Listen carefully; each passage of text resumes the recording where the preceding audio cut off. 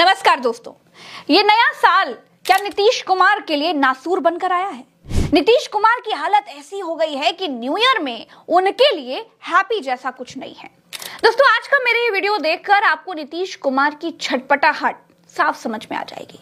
भाजपा के गठबंधन में खत्म होती नीतीश कुमार की पार्टी दिखाई दे जाएगी और आखिरी बार मुख्यमंत्री की गद्दी पर बैठे नीतीश कुमार दिखाई दे जाएंगे।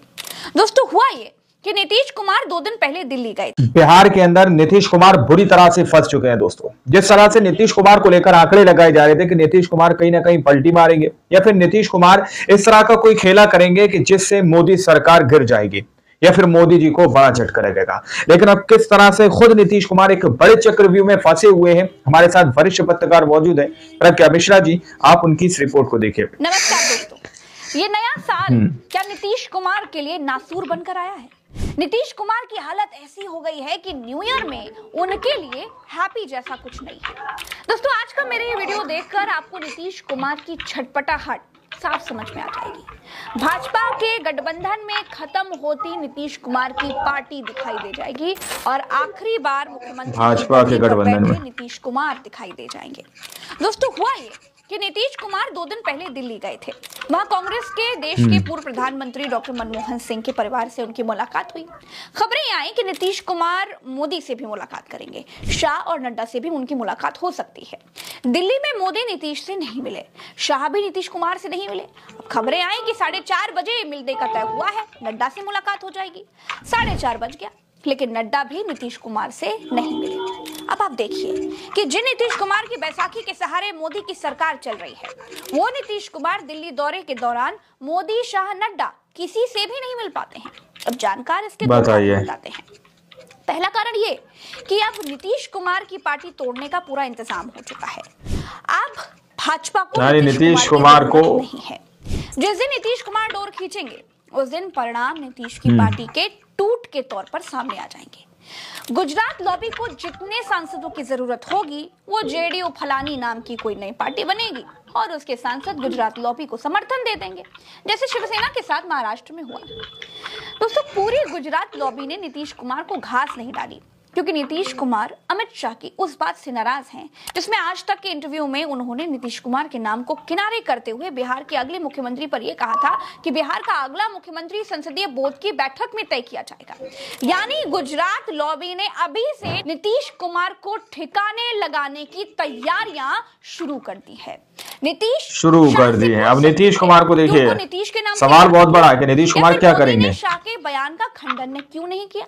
ये नहीं कहा कि बिहार का चुनाव नीतीश कुमार की अगुवाई में ही लड़ेंगे जी, नीतीश ही बिहार के मुख्यमंत्री होंगे। इसका तो मतलब साफ दिखाई दे रहा है कि मोदी का शाह के बयान को मौन समर्थन है।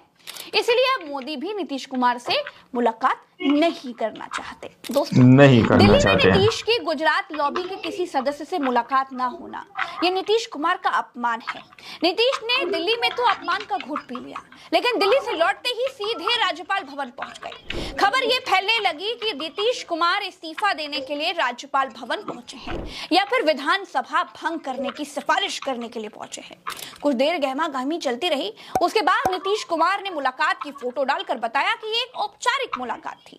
लेकिन जितनी देर नीतीश कुमार राजभवन के भीतर रहे, भाजपा का बीपी तो बढ़ रहा था। नीतीश कुमार राजभवन में एक औपचारिक मुलाकात के लिए तो नहीं गए होंगे, ये तो सब सोच रहे हैं, ये सबको मालूम है। आरिफ मोहम्मद खान ना तो नीतीश कुमार के रिश्तेदार हैं, ना तो दोस्त हैं, जो उनको त्योहार नीतीश कुमार चले गए।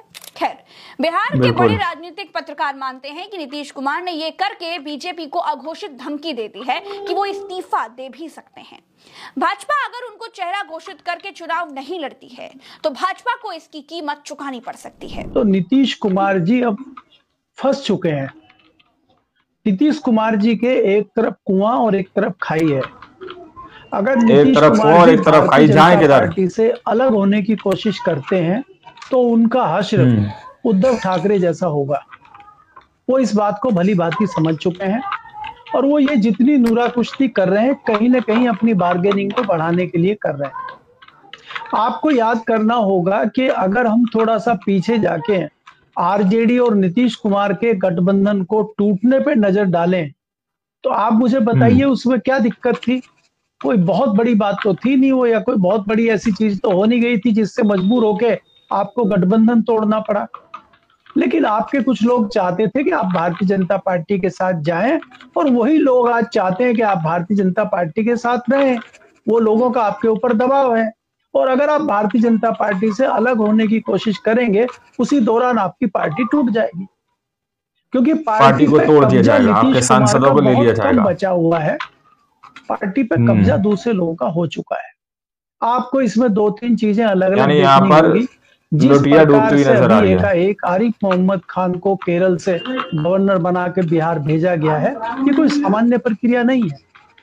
भारतीय जनता पार्टी का ये भी तुरुप का पत्ता तैयार है कि भारतीय जनता पार्टी को अगर लगता है कि नीतीश कुमार कब्जे से बाहर हो चुके हैं, तो वो ऐसी परिस्थितियां बना देगी जिसपे सरकार गिर जाएगी और राष्ट्रपति शासन लागू हो जाएगा। राष्ट्रपति शासन के दौरान अगर चुनाव होंगे तो फिर तो सारी चीजें सहज हो जाएंगी, कोई दिक्कत ही भारतीय जनता पार्टी को नहीं होगी। उस नजरिए से भी भारतीय जनता पार्टी देख रही है। दूसरा, नीतीश कुमार बार्गेनिंग कर रहे हैं। अगर नीतीश कुमार को नड्डा से मिलना होता, नीतीश कुमार को अमित शाह से मिलना होता, नीतीश कुमार को प्रधानमंत्री से मिलना होता, नीतीश कुमार को सोनिया गांधी से मिलना होता, तो वो मनमोहन जी की अंत्येष्टि के दिन आ सकते थे। एक ही साथ आपको सब लोग मिल जाते और वहां आप 2 मिनट बात भी कर, लेकिन उनको किसी से मिलना ही नहीं था। उनको कांग्रेस के जिन लोगों से मिलना था, कांग्रेस से मिलना था, वो उनसे मिल चुके। मनमोहन जी के घर पे उनकी मुलाकात हो गई। तो इसलिए मैं कहता हूं कि नीतीश कुमार अब पत्ते उस तरह से खेल रहे हैं कि वो सेफ रहते हुए अपनी पार्टी को कैसे बचाएं, अपनी सरकार को कैसे बचाएं, उनका ध्यान सरकार को कैसे बचाएं, जाल में से कैसे निकले। के संपर्क में जब से नीतीश के सांसद ललन सिंह जैसे लोग आ गए हैं, जब से ललन सिंह मोदी जी की सरकार में मंत्री बने हैं, तब से वो मोदी के हो गए हैं। ललन सिंह का एक्स अकाउंट दिखाती हूं, देखिए 12 नवंबर से आप देखना शुरू करिए तो 12 नवंबर से आज तक 2024 का साल खत्म हो गया है। 12 नवंबर से 31 दिसंबर नीतीश कुमार के सांसद और मोदी के मंत्री ललन सिंह ने नीतीश कुमार का सिर्फ एक ट्वीट ही रिट्वीट किया। अब देखते जाइए अपने मंत्रालय के बारे में, अपने बारे में या फिर भाजपा नेताओं को बधाई संदेश के अलावा नीतीश कुमार की तारीफ में या फिर नीतीश कुमार को बड़ा दिखाने जैसा ललन सिंह का कोई ट्वीट आपको दिखाई नहीं देगा। अब वहीं पर आप भाजपा नेताओं की ट्वीट देखिए यहाँ पर मोदी जी के आशीर्वाद की तस्वीरें आपको दिखाई दे जाएंगी, उनके मार्गदर्शन में ये किया वो किया, ये सब लिखा हुआ दिखाई दे जाएगा। ललन सिंह नीतीश कुमार की शान में कुछ नहीं लिखते, लेकिन मोदी की शान में उनके लिए अपनी वफादारी साबित करते हुए लेख जरूर लिखते हैं। भाजपा के सम्राट चौधरी, किरण रिजिजू, ओम बिरला, प्रहलाद जोशी, पूरी तरह से यहाँ पर नीतीश कुमार के साथ आप समझ सकते हैं राजनीतिक तौर पर खत्म हो सकते हैं। बिहार में यात्रा निकाल रहे हैं, वो भी तो इम्पोर्टेंट है, लेकिन ललन सिंह ने 12 नवंबर के बाद से उसका एक भी ट्वीट रिट्वीट नहीं किया। क्या नीतीश कुमार इतना गिरा हुआ काम कर रहे हैं कि मोदी जी की कैबिनेट में मंत्री हो चुके ललन सिंह अपने ही नेता की यात्रा को रिट्वीट नहीं कर सकते? उसके उलट बताइए, लोगों को बधाई देना वो नहीं भूलते। ऐसा क्यों है? और ऐसा क्या है कि नीतीश कुमार के अपने लोग ही नीतीश कुमार से दूर दिखाई दे रहे हैं? क्या नीतीश कुमार की पार्टी का शिवसेना होने वाला है? दूसरी तरफ नीतीश कुमार को आरजेडी से बीजेपी का साथ छोड़कर आने का खुला ऑफर है, लेकिन सूत्र ये कहते हैं कि इस दफा बचे हुए दिनों के लिए तेजस्वी यादव खुद मुख्यमंत्री बनना चाहते हैं। बात यहीं पर फंसी हुई है, क्योंकि तेजस्वी यादव को भी मालूम चल गया है कि नीतीश कुमार की पार्टी की छीछा लेदर होने वाली है। चाहे पार्टी टूटे या फिर चुनावों में नीतीश कुमार बीजेपी के साथ जाएं, दोनों ही सूरतों में नीतीश कुमार के बिहार के मुख्यमंत्री बनने के चांसेस ना के बराबर बचे हैं। ना के बराबर है, बिल्कुल। यानी दोबारा सीएम नहीं बन पाएंगे, तो भी सीएम भाजपा से किसी को बनना है। नीतीश कुमार के सामने ऑप्शन बहुत सारे बचे नहीं है, इसीलिए नीतीश कुमार राजभवन गए तो, लेकिन जो करना चाहिए था वो कर नहीं पाए और बीजेपी को संदेश देकर बाहर आ गए। दोस्तों, बिहार में भाजपा नीतीश कुमार के साथ सरकार में है, मलाई खाने में साथ हैं, लेकिन नीतीश कुमार को विलेन साबित करने में भी भाजपा लगी हुई है। यही भाजपा है जो उत्तर प्रदेश में यूपीएससी में छात्र प्रदर्शन करते हैं तो उनकी मांग मान लेती है, नॉर्मलाइजेशन रद्द कर देती है। लेकिन वहीं भाजपा बिहार में सरकार में है, छात्रों पर लाठियां चलाई जाती हैं, लेकिन नीतीश कुमार पर नॉर्मलाइजेशन रद्द करने का दबाव नहीं बनाती है, क्योंकि छात्रों पर जितना अत्याचार होगा नीतीश उतना विलेन साबित होते जाएंगे, उतना बीजेपी का फायदा होगा। बिहार में नीतीश कुमार के सहयोगी ही नीतीश कुमार की राजनीतिक मान लेते हैं। 2 दिन से जो गहमा गहमी है इस समय दिल्ली दोस्तों आप लोगों ने इस वीडियो को शुरू से आखिर तक देखा।